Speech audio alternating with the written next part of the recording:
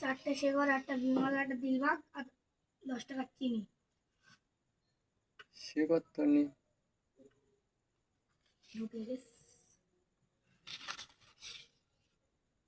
শেকর নেই। মুসাফির হবে, কেউ জিজ্ঞেস করে। কিচ্ছু হবে না। চারটে মুসাফির, হ্যাঁ, চারটে মুসাফির, একটা বিমল আর একটা দিলবাগ আর 10 টাকার চিনি।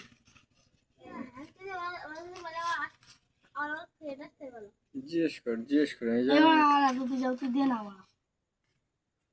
খেলে